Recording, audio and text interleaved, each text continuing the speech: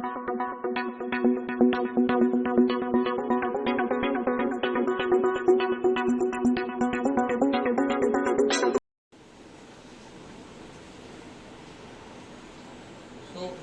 in another video of Mastermind Public School online classes, and today's video is about class 10 और subject है science and chapter number 5 हम discuss कर रहे थे। इसका ये पार्ट 3 वीडियो है। तो इस थर्ड वीडियो में हम जो रिमेनिंग रह जाता है वो डिस्कस कर रहे हैं, जो है मॉडर्न पीरियोडिक टेबल।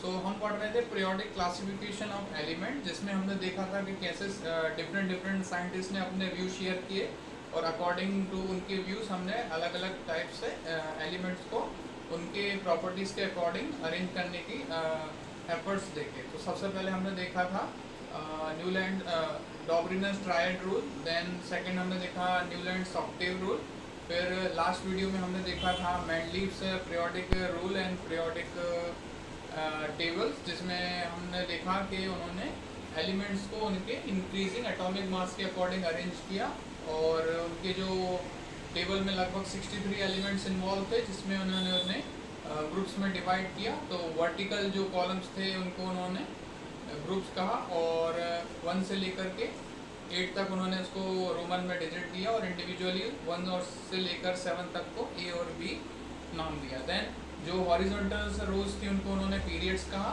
जो 1 से लेकर के 6 तक थे, जहाँ 4, 5 और 6 में उन्होंने फर्स्ट सीरीज और सेकंड सीरीज ग्रुप में एलिमेंट को क्लासीफाई किया। इसके अलावा हमने देखा था कि मैंडलीव ने अपने जो पीरियोडिक टेबल में कुछ फ्यूचर में डिस्कवर होने वाले एलिमेंट्स के लिए एम्प्टी स्पेसेस छोड़े थे और उनकी प्रोडिक्शन भी की थी, उनकी केमिकल या फिजिकल प्रॉपर्टीज़ के बारे में कुछ प्रोडिक्शन भी की थी।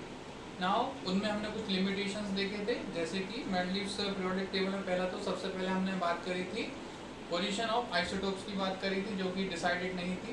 दूसरा no fix position of hydrogen, और इसके अलावा थर्ड हमने देखा था कि कुछ एटॉमिक मासेस की अबनॉर्मलिटीज थी। दैट मीन्स कि उन्होंने अरेंजमेंट जो किया एलिमेंट का वो increasing order of atomic mass में किया था, लेकिन कुछ उनकी जो टेबल में देखने को मिलता है कि कुछ एलिमेंट जो हैं वो जिनका एटॉमिक मास ज़्यादा है उनको पहले रख दिया गया और जिनका कम है उनको बाद में रख दिया गया। तो ऐसी 2 या 3 जगह एनॉमलीज देखी गई।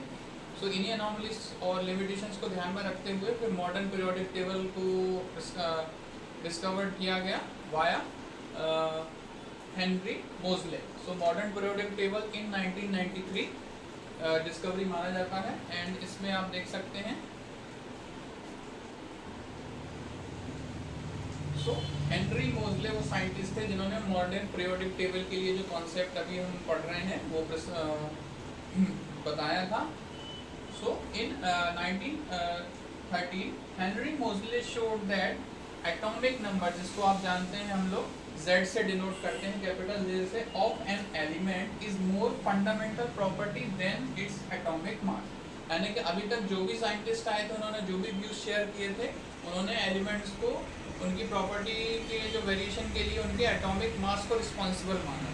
लेकिन इन ईयर 1913 जो हेनरी मोज़ले साइंटिस्ट आए, उन्होंने कहा कि किसी एलिमेंट का एटॉमिक मास से ज़्यादा जो एटॉमिक नंबर है उसकी प्रॉपर्टी और उसकी जो एक तरह से कह रहे हैं क्लासिफिकेशन में हेल्प कर रहा है।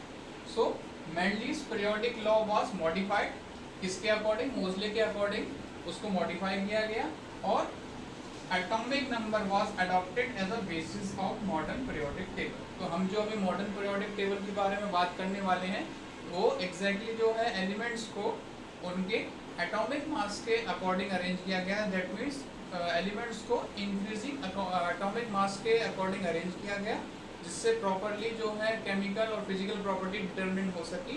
और अभी तक जितने भी अवेलेबल एलिमेंट्स हैं जो लगभग हमने बात करी है, कितने हैं? लगभग 118। इस 118 एलिमेंट को मॉडर्न पीरियोडिक टेबल में या long form of periodic table में अरेंज किया गया। सो चलिए देखते हैं इसके बारे में और ज़्यादा थोड़ी सी डिटेल्स। सो नाउ हम देख रहे हैं modern periodic law. Previous video, इस चैप्टर के पार्ट 2 वीडियो में हमने देखा था कि मैंडलीव ने जो उनका पीरियोडिक लॉ दिया था उस अकॉर्डिंग उन्होंने कहा था कि properties of element are periodic function of their atomic masses. तो उसको मोज़ले ने मॉडिफाई करते हुए कैसे कि properties of elements are periodic function of their atomic number, क्योंकि उन्होंने कहा कि एटॉमिक नंबर के अकॉर्डिंग अगर अपन एलिमेंट्स को क्लासीफाई या फिर अरेंज करते हैं तो उनकी जो मोर प्रिसीजन के साथ आप उनको क्लासीफाई या डिस्क्राइब कर पाते हैं उनकी प्रॉपर्टीज को। सो यहाँ पर क्या देखते हैं कि elements when arrange in order of increasing atomic number, तो अभी तक के जो भी साइंटिस्ट थे उन्होंने क्या किया था, उन्होंने एटॉमिक मास की इंक्रीजिंग ऑर्डर में एलिमेंट को अरेंज किया था। लेकिन यहाँ पे अपन देख सकते हैं कि जो मॉडर्न पीरियोडिक लॉ है उसमें मोज़ले ने क्या किया है, एलिमेंट्स को उनके इंक्रीजिंग एटॉमिक नंबर के अकॉर्डिंग अरेंज किया है। और जैसा कि आप लोग जानते हैं एटॉमिक नंबर क्या रिप्रेजेंट करता है, नंबर ऑफ प्रोटॉन को रिप्रेजेंट करता है किसी पर्टिकुलर एटम के किसी पर्टिकुलर एलिमेंट के एटम में प्रोटॉन को रिप्रेजेंट करता है, जो कि ग्रेजुअली इंक्रीज होते हैं जैसे जैसे उनका एटॉमिक नंबर इंक्रीज होता है। तो यहाँ पर उन्होंने मॉडर्न पीरियोडिक टेबल के जो उन्होंने लॉ प्रोवाइड किया कि properties of elements are periodic function of their atomic number, elements when arranged in order of the increasing atomic number lead us to the classification known as the modern periodic table. तो यही law के according हमने यहाँ पर आप कह सकते हैं मॉडर्न पीरियोडिक टेबल को अरेंज किया है, किसने, हेनरी मोज़ले ने। That means the properties of elements are periodic function of their atomic number, ना कि एटॉमिक मासेस। इसके रिलेटेड कुछ और फैक्ट थे जो कि आगे जा करके अपन पढ़ेंगे इसमें, लेकिन जो एनॉमलीज हमने देखी हैं मैंडलीव्स की वो कैसे उन्होंने रिजॉल्व की उसके वो थोड़ा सा यहाँ पर समझ लेते हैं। फिर आगे हम डिटेल में जाएंगे कि मॉडर्न पीरियोडिक टेबल में क्या क्या आपका अवेलेबल था और किस तरह से मैंडलीव की पीरियोडिक टेबल से ज़्यादा मॉडिफाइड और डिटेल्ड और अरेंज थी। नाउ यहाँ पर जो हम देख रहे हैं कि कैसे जो एनोमलीज थी मैंडलीव्स की पीरियोडिक टेबल में उसको मोज़लेस लॉन्ग या मॉडर्न फॉर्म पीरियोडिक टेबल में उनको कैसे रिलीफ दिया गया। सो सबसे पहले हमने बात करी थी कि आइसोटोप्स की जो पोजीशन थी वो मैंडलीव्स की टेबल में डिसाइडेड नहीं थी, क्योंकि मैंडलीव ने जो एलिमेंट को इस फॉर्म में अरेंज किया था कि increasing order of atomic masses. So उसमें क्या हो रहा था कि सेम जो एलिमेंट के आइसोटोप है उनको अलग अलग पोजीशन पर रखना पड़ता है, क्योंकि उनके एटॉमिक मासेस अलग अलग होते हैं। लेकिन वो समस्या या लिमिटेशन या एनोमली यहाँ पर दूर हो जाती है, क्योंकि जो मॉडर्न पीरियोडिक टेबल है उसमें मोज़ले ने एलिमेंट्स को उनके एटॉमिक नंबर के अकॉर्डिंग इंक्रीजिंग ऑर्डर में अरेंज किया। तो बिकॉज आइसोटोप्स के जो एटॉमिक नंबर सेम होते हैं इसलिए उनको सेम जगह एक ही जगह पे आप रख सकते हैं, वाइल उनके एटॉमिक मासेस डिफरेंट क्यों ना हो। सो यहाँ पर explanation for the position that means same atomic number put at one place in the same group. तो यहाँ पर उनके पोजीशन जो थी डिसाइडेड नहीं थी मैंडलीव की पीरियोडिक टेबल में, तो मॉडर्न पीरियोडिक टेबल में उनको हर एक एलिमेंट के आइसोटोप को उसी के सेम ग्रुप के साथ रखा गया। नाउ जो अपन ने सेकंड बात करी थी कि कुछ एलिमेंट के मासेस का डिफरेंस कुछ अलग था, लेकिन उनकी पोजीशन चेंज कर दी गई थी, क्योंकि देखा था हमने कि कोबाल्ट का जो एटॉमिक मास था वो ज़्यादा है, लेकिन फिर भी उसको पहले रखा गया, जबकि निकल का एटॉमिक मास कम है उसको बाद में रखा गया। तो ये एनोमलीज को यहाँ पर जो मॉडर्न पीरियोडिक टेबल में सिंपली कैसे अरेंज कर दिया गया, क्योंकि यहाँ पर एलिमेंट्स को उनके एटॉमिक नंबर के अकॉर्डिंग अरेंज किया गया था। तो यहाँ पे आप देख सकते हैं कोबाल्ट का एटॉमिक नंबर 27 है 27, जो कि लेस है किससे, निकल से, जो 20 हो जाता है, जो कि बाद में आ जाता है। तो सिंपली अपन जो एक रूल उन्होंने बनाया उसको यहाँ पर ऑर्डर को फॉलो किया गया। फिर जैसा कि हम देखते हैं कि अनलाइक एटॉमिक मासेस क्या रहते हैं, डेसिबल में वैल्यू आती है, होल नंबर नहीं होता है, आपका पॉइंट में वैल्यू आती है। लेकिन एटॉमिक नंबर जो है हमेशा कैसा हो जाता है, आपका होल नंबर होता है। So there is no element between hydrogen and helium, यानी हाइड्रोजन और हीलियम के बीच में कोई ऐसा एलिमेंट नहीं आ सकता जिसका एटॉमिक नंबर क्योंकि होल में है यानी कि डेसिबल वैल्यू में नहीं आता है। तो ये तीन मेजर एनोमलीज थी। हाइड्रोजन की पोजीशन डिसाइडेड हो गई, इसके अलावा जो एटॉमिक मास की जो इरेगुलरिटी थी उसको रेक्टिफाई कर दिया गया, और जो आइसोटोप की पोजीशन थी उनको भी यहाँ पर डिटरमाइन कर दिया गया। तो ये तीनों एनोमलीज जो हमने देखी थी मैंडलीव्स की पीरियोडिक टेबल में, उसको मॉडर्न फॉर्म में उन्होंने सही तरीके से अरेंज कर दिया। नाउ आगे हम देखेंगे कि मॉडर्न पीरियोडिक टेबल में किस फॉर्म में या किस पैटर्न में एलिमेंट्स को अरेंज किया गया। सो मॉडर्न पीरियोडिक टेबल में जैसा कि आप देख सकते हैं हैज 18 वर्टिकल कॉलम। जैसा मैंडलीव में हमने देखा था कि 8 उसमें क्या थे, वर्टिकल कॉलम थे, जिसको हमने क्या कहा था, ग्रुप्स। तो यहाँ पर उसकी जगह 8 की जगह 18 वर्टिकल कॉलम्स हो जाते हैं जिनको हम ग्रुप्स कह रहे हैं, और यहाँ पर 7 जो है हॉरिजॉन्टल रो हो जाते हैं जिस पर यहाँ पर हम पीरियड्स कह रहे हैं। तो ये जो नॉमेनक्लेचर है ये मेंडलीव्स की पीरियोडिक टेबल से ही लिया है, लेकिन यहाँ पर जो नंबर है उसको थोड़ा सा मॉडिफाई किया गया। फिर element with the same number of the valence electron. Valence electron से यहाँ पर ये मतलब है, 9th क्लास में आपने पढ़ा होगा कि जो एलिमेंट्स का अपन क्या देखते हैं, इलेक्ट्रॉनिक कन्फिग्रेशन। तो उनके आउटर मोस्ट शेल में जो भी इलेक्ट्रॉन होते हैं, या आउटर मोस्ट शेल को हम बोल देते हैं वैलेंस शेल, और उसमें जितने भी इलेक्ट्रॉन होते हैं उसको बोलते हैं वैलेंस इलेक्ट्रॉन। सो यहाँ पे आप देख सकते हैं element with the same number of valence electron are placed in the same group. जो भी एलिमेंट के आउटर मोस्ट शेल कह लीजिए या फिर वैलेंस शेल कह लीजिए, उसका जो एटॉमिक कन्फिग्रेशन इलेक्ट्रॉनिक कन्फिग्रेशन होता है वो अगर सेम है तो उनको सेम ग्रुप में रख देते हैं। तो जैसा कि आप देख सकते हैं यहाँ पर लिथियम में 2 1 है, तो आउटर मोस्ट सेल में कितना इलेक्ट्रॉन है 1। फिर सोडियम की बात करें, आउटर मोस्ट सेल में इलेक्ट्रॉन हो जाते हैं 1, और ऐसे ही पोटेशियम में देखें तो अपन आउटर मोस्ट सेल में कितने इलेक्ट्रॉन हो जाते हैं 1। तो यहाँ पर आप देख सकते हैं कि आउटर मोस्ट और valence shell in all 3 contains 1 electron. This element have been placed in a same group, जिसको आप एल्काली मेटल के रूप में क्लासिफाई किया जाता है, लिथियम, सोडियम, पोटेशियम। और ऐसे ही अपन अभी देखेंगे पीरियोडिक टेबल में कैसे इनको क्लासिफाई किया गया है। जो यहाँ पर आपको ये समझना जरूरी है कि ऐसे एलिमेंट जिनके आउटर मोस्ट शेल का जो इलेक्ट्रॉनिक कन्फिग्रेशन अगर सेम है तो उनको सेम ग्रुप में यहाँ पर मॉडर्न पीरियोडिक टेबल में क्लासिफाई किया गया। और कुछ और फैक्ट है इससे रिलेटेड, उनको आगे देखते हैं।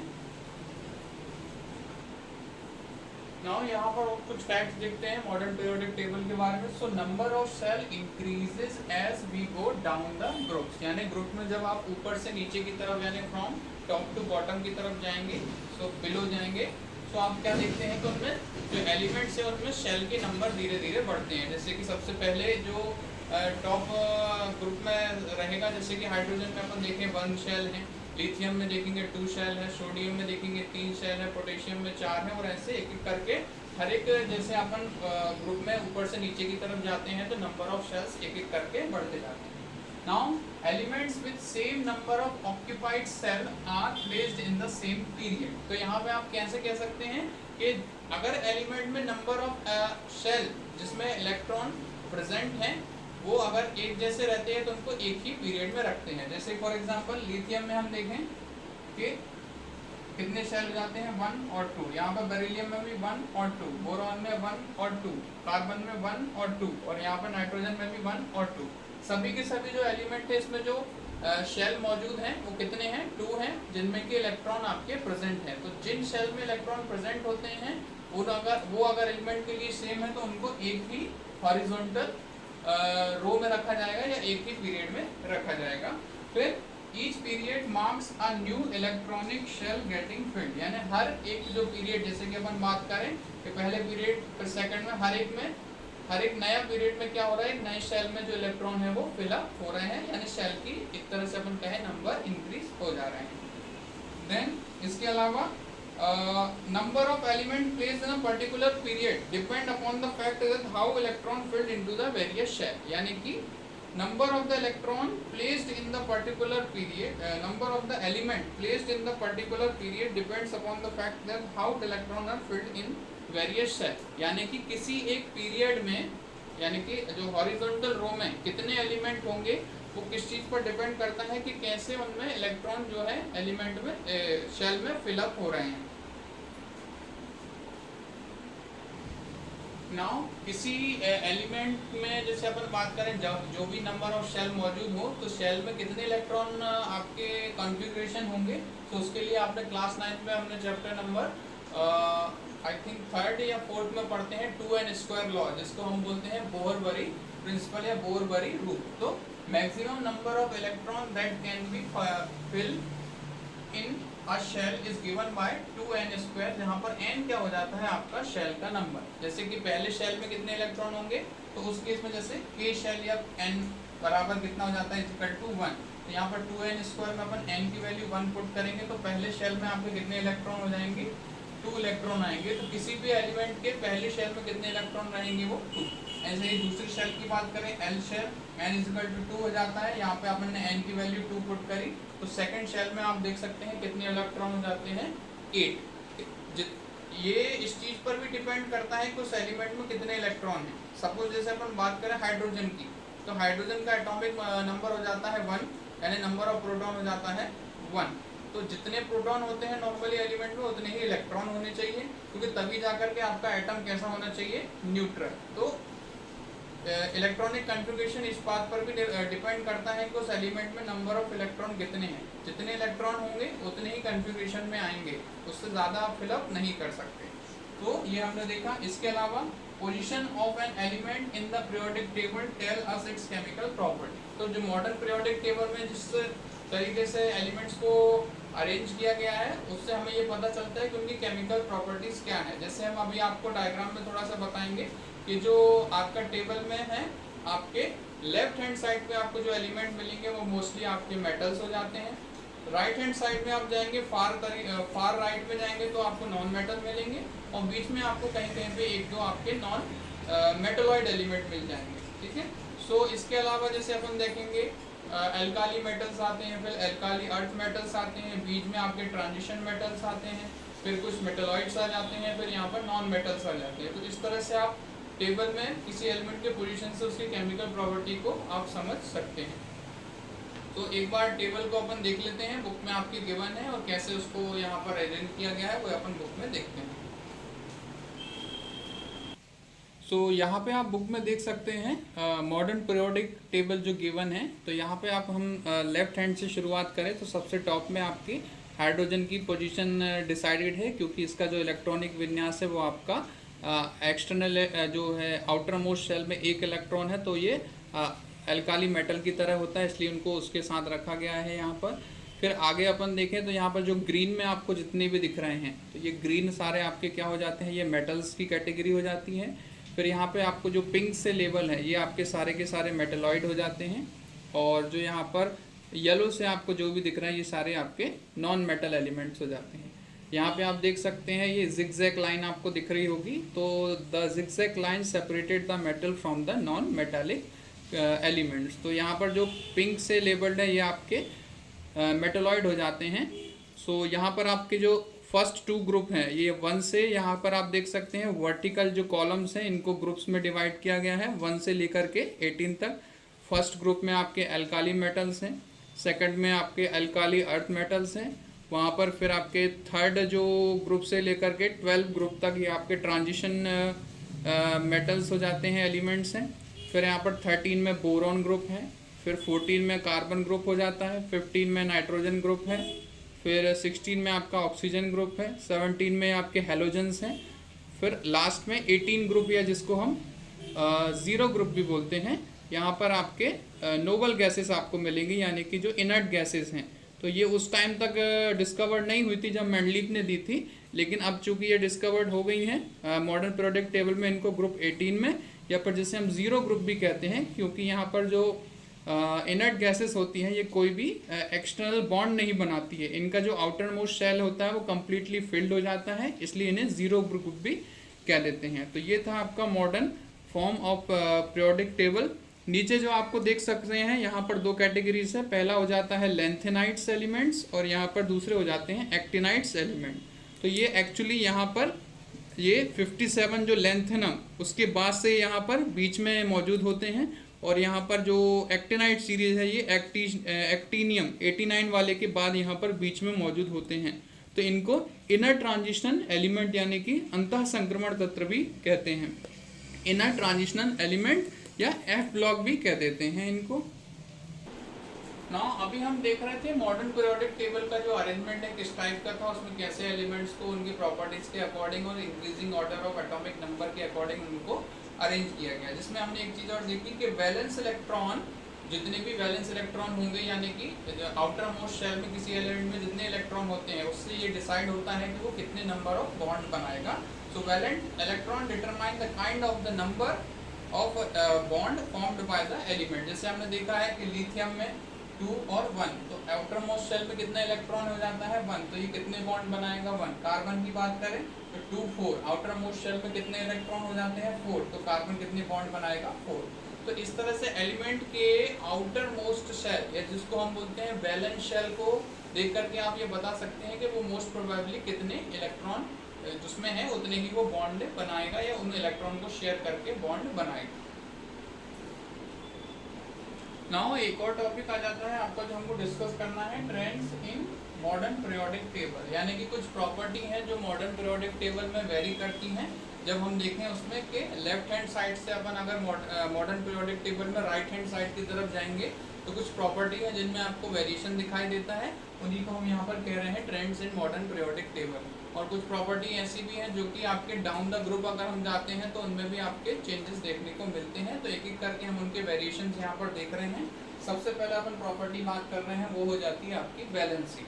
तो जैसा कि आपने पहले भी क्लास 9 में पढ़ा हुआ है कि वैलेंसी क्या हो जाती है, नंबर ऑफ वैलेंस इलेक्ट्रॉन, यानी आउटर मोस्ट शेल में या वैलेंस शेल में जितने भी इलेक्ट्रॉन प्रेजेंट हो जाते हैं वही उस एलिमेंट की क्या हो जाती है, वैलेंसी को डिफाइन करती है। तो अपन क्या देखते हैं कि on moving from left to right, यानी पीरियोडिक टेबल में अपन लेफ्ट हैंड साइड यानी कि सोडियम वाली साइड से राइट हैंड साइड तरफ की जाएंगे यानी कि हैलोजन की तरफ जाएंगे तो क्या देखते हैं, the valency of element increases from 1 to 2 and decreases to 4, यानी कि पहले जहाँ से स्टार्ट करेंगे 1 से लेकर के 4 तक बढ़ेगी और 4 से लेकर के फिर अल्टीमेटली 0 तक डिक्रीज हो जाएगी। जैसे कि थर्ड पीरियड के अपन एलिमेंट का एग्जांपल देखें तो sodium, magnesium, aluminium, silicon, phosphorus, sulphur, chlorine और आर्गन। तो ये आपके थर्ड पीरियड की बात कर रहे हैं। अपन right hand side left hand side से राइट हैंड साइड पे जा रहे हैं। सोडियम का वैलेंसी 1 हो जाता है, मैग्नीशियम का 2, एल्यूमिनियम का 3, सिलिकॉन का 4 है, फास्फोरस का 3 हो जा रहा है, सल्फर का 2 और क्लोरीन का 1 और अल्टीमेटली आर्गन यानी कि इनर्ट गैस के फॉर्म में ये कितना हो जा रहा है 0। तो क्या देख रहे हैं अपन के वैलेंसी के केस में कैसे वेरिएशन देखने को मिल रहे हैं कि अगर अपन पीरियोडिक टेबल में लेफ्ट से राइट की तरफ जाएंगे तो वैलेंसी पहले 1 से लेकर के 4 तक बढ़ती है, इंक्रीज होती है और फिर बाद में 4 से लेकर 0 तक डिक्रीज हो जाती है। बात करें valency remain same down the group, यानी कि किसी एक पर्टिकुलर ग्रुप में चाहे वो कोई भी ग्रुप हो 1 से लेकर के 18 किसी भी ग्रुप में अपन ऊपर से नीचे की तरफ जब जाएंगे तो उस केस में अपन क्या देखते हैं कि वैलेंसी आपकी सेम बनी रहती है। तो वैलेंसी पीरियड में क्या अपन ने देखा 1 से लेकर के 4 तक इंक्रीज हो रही है और फिर 4 से लेकर 0 तक डिक्रीज हो रही है, लेकिन डाउन द ग्रुप में ये हमेशा सेम बनी हुई है। नाउ सेकंड आपका आ जाता है ट्रेंड जो है वो हम देखेंगे एटॉमिक साइज, यानी कि किसी एक पर्टिकुलर एलिमेंट का जो एटम का साइज है वो लेफ्ट टू राइट जाने पर उसमें क्या वेरिएंस आते हैं और डाउन द ग्रुप जाने पर उसके एटॉमिक साइज में क्या वेरिएंस आते हैं वो देखते हैं।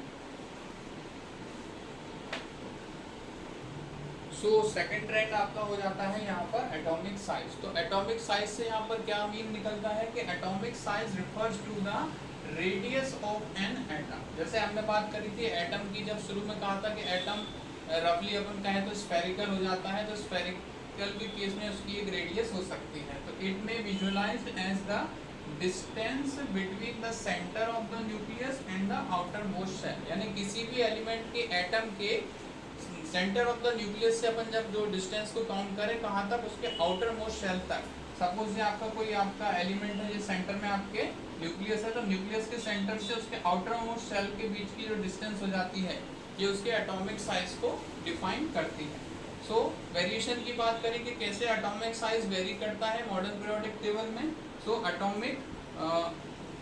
Atomic size decreases as we move from left to the right, यानी कि जब अपन किसी एक पीरियड में यानी कि मॉडर्न पीरियोडिक टेबल में पीरियड में अपन लेफ्ट से राइट की तरफ अगर आप मूव कर रहे हैं तो क्या देखते हैं कि एटॉमिक साइज ग्रेजुअली डिक्रीज होता है। इसका रीज़न क्या हो जाता है कि जो आपका in period due to the large positive charge on nucleus, तो होता ये है आपका कि large positive charge on the nucleus the electron are pulled in more close to the nucleus and the size decreases. तो होता क्या है, जो न्यूक्लियस का चार्ज है अंदर वो बढ़ता जाता है क्योंकि नंबर ऑफ प्रोटॉन बढ़ रहे हैं अपन देख रहे हैं। तो न्यूक्लियस का पॉजिटिव चार्ज जो शेल में नेगेटिवली चार्ज इलेक्ट्रॉन है उनको अपनी तरफ ज़्यादा पुल करते हैं या खींचते हैं, इस कारण से उनका जो एटॉमिक साइज है धीरे धीरे लेफ्ट टू राइट जाने पर घटता जाता है। जैसे अपन बात करें सोडियम, मैग्नीशियम, एल्यूमिनियम के केस में सोडियम का सबसे ज़्यादा है 186 है, एटॉमिक रेडियाई ये पिकोमीटर में है। फिर मैग्नीशियम की 160 हो जाती है। एल्यूमिनियम की अपन देखें, sodium, magnesium, aluminium, silicon, phosphorus, sulphur और क्लोरीन। तो इनकी अपन एटॉमिक रेडियस की बात करें तो यहाँ पे आप देख रहे हैं सोडियम की है 186 हो जा रही है, मैग्नीशियम की आपकी 160 है, फिर एल्यूमिनियम की 143 है, सिलिकॉन की आपकी 118 है, फास्फोरस की आपकी 1110 है, सल्फर की आपकी 104 है और क्लोरीन की आपकी यहाँ पर 99 पिकोमीटर हो जाती है। तो आप देख सकते हैं लेफ्ट टू राइट जाने पर आपका एटॉमिक साइज ग्रेजुअली डिक्रीज हो जा रहा है। फिर बात करते हैं atomic size increases as move down the group, के ग्रुप में आप जैसे जैसे नीचे की तरफ जाएंगे एटॉमिक साइज ग्रेजुअली इंक्रीज हो जाता है। क्यों? क्योंकि हमने पहले भी बात करी थी कि डाउन द ग्रुप जाने पर नंबर ऑफ शेल्स बढ़ते जाते हैं, तो because new shells are being added, तो नए शेल के ऐड हो जाने के कारण से उसका atomic size gradually down the group जाने पर इंक्रीज हो जाता है।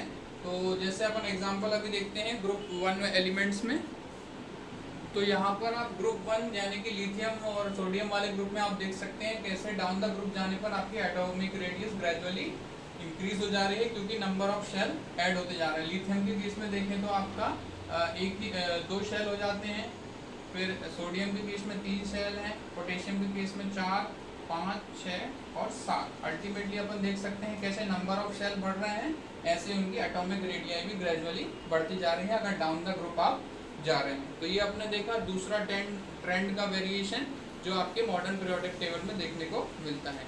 इसके अलावा दो और ट्रेंड है आपके जो बुक में गिवन है, एक हो जाता है आपका मेटालिक कैरेक्टर और दूसरा हो जाता है नॉन मेटालिक कैरेक्टर। तो एक एक करके देख लेते हैं। पहले देखते हैं मेटालिक कैरेक्टर में कैसा वेरिएशन है और दूसरा नॉन मेटालिक कैरेक्टर में। सो यहाँ पर अपन दोनों वेरिएशन का थोड़ा एक कंपैरेटिव स्टडी कर लेते हैं यहाँ पर कि मेटालिक कैरेक्टर्स और नॉन मेटालिक कैरेक्टर का कैसे पीरियोडिक टेबल में आपका वेरिएशन देखने को मिलता है। तो मेटालिक कैरेक्टर क्या हो जाता है, means tendency of an atom to lose electron, यानी कोई भी एलिमेंट जितना जल्दी इलेक्ट्रॉन को लूज करता है उतना उसमें उतना ही ज़्यादा आपका मेटालिक कैरेक्टर हो जाता है। वहीं अपन बात करें कि जो नॉन मेटल्स होते हैं वो आपके ज़्यादा इलेक्ट्रोनेगेटिव होते हैं और वो बॉन्ड बनाते समय क्या करते हैं, इलेक्ट्रॉन को गेन करते हैं, यानी कि एलिमेंट्स वो जो कि आसानी से इलेक्ट्रॉन गेन कर लेते हैं किसी दूसरे एलिमेंट से, उनका नॉन मेटालिक कैरेक्टर ज़्यादा हो जाता है। Secondly, metal occupies left side of the periodic table, तो पीरियोडिक टेबल में जितना ज़्यादा आप लेफ्ट तरफ जाएंगे तो मेटल आपको ज़्यादा देखने को मिलेंगे। वहीं non metal occupies the right side of the periodic table. इसके अलावा मूविंग लेफ्ट टू राइट, यानी कि अपन बात करें कि अगर आप किसी एक पीरियड में लेफ्ट साइड से राइट साइड की तरफ जा रहे हैं पीरियोडिक टेबल में, तो उस केस में अपन क्या देखते हैं कि moving left to right in a period metallic character of a element decreases, यानी कि सबसे ज़्यादा मेटालिक कैरेक्टर अपन को कहाँ देखने को मिलेगा, लेफ्ट हैंड साइड में सोडियम और मैग्नीशियम वाले ग्रुप में, और सबसे कम मेटालिक कैरेक्टर आपको कहाँ देखने को मिलेगा, जैसे जैसे आप लेफ्ट में जाते जाएंगे तो मेटालिक कैरेक्टर आपका डिक्रीज हो रहा है। इसका मतलब क्या हो रहा है, नॉन मेटालिक कैरेक्टर इंक्रीज हो रहा है, यानी नॉन मेटल बढ़ते जा रहे हैं। तो moving left to right in a period non metallic character of an element increases, just opposite हो जाता है। लास्टली, मेटल्स आर इलेक्ट्रोपॉजिटिव होते हैं, यानी कि they tends to lose the electron जब भी उनको बॉन्ड बनाना होता है। तो मेटल आसानी से इलेक्ट्रॉन को लूज करके बॉन्ड बनाने की टेंडेंसी रखते हैं।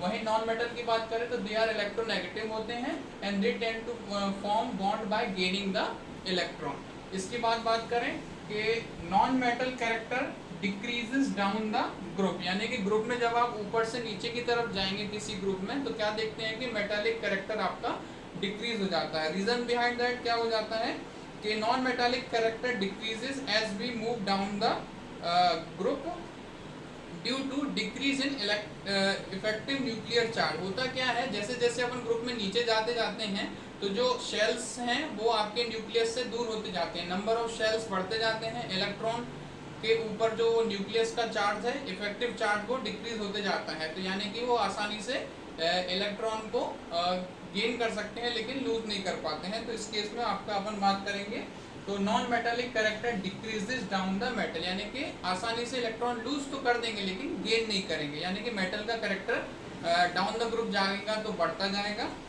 ऐसे ही metallic character increases as we go down the group as the effective nuclear charge decreases, यानी कि जो शेल्स में इलेक्ट्रॉन है उनके ऊपर न्यूक्लियस की जो पकड़ है वो धीरे धीरे लूज होती जाती है, यानी कि शेल में मौजूद इलेक्ट्रॉन आसानी से लूज हो सकते हैं। इस कारण डाउन द ग्रुप जाते हैं तो मेटल का कैरेक्टर बढ़ता है और नॉन मेटल का कैरेक्टर कम होता है, डिक्रीज हो जाता है। इसके अलावा अपन बात करें in middle of the periodic table, हमने जब टेबल देखा तो उसमें आपको पिंक कलर के जो बॉक्सेस देखे थे, वहाँ पर उसमें आपने देखा था कि कुछ एलिमेंट्स ऐसे हैं जो ना तो कम्प्लीटली नॉन मेटल है ना ही कम्प्लीटली मेटल है, वो बीच का कैरेक्टर है यानी कि मिडिल कैरेक्टर शो करते हैं।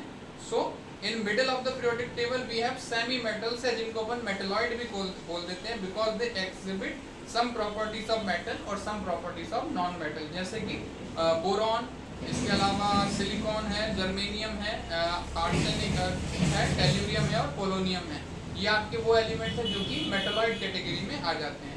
फिर एक कैरेक्टर और होता है कि ऑक्साइड, ये आप ऑलरेडी आपको पता है, पर प्रीवियस चैप्टर में पढ़ चुके हैं कि oxides of metals are basic in nature, वही oxides of non metal are acidic in nature. ये वाला अपन ऑलरेडी चैप्टर नंबर 1 और 2 में आई थिंक पढ़ चुके हैं कि जो मेटल के ऑक्साइड होते हैं, सोडियम का ऑक्साइड हो, मैग्नीशियम का ऑक्साइड हो, कैल्शियम का ऑक्साइड हो, जो आपके बेसिक नेचर के हो जाते हैं। और नॉन मेटल के ऑक्साइड जैसे कि अपन बात करें नाइट्रोजन के हैं, सल्फर के हैं या फिर आपके कार्बन के ऑक्साइड्स है, ये आपके कैरेक्टर में एसिडिक हो जाते हैं। तो ये हमने देखा कि कैसे जो ट्रेंड्स थे एटॉमिक साइज, वैलेंसी, इसके अलावा मेटेलिक कैरेक्टर और नॉन मेटेलिक कैरेक्टर कैसे वेरी करते हैं आपके मॉडर्न पीरियोडिक टेबल में।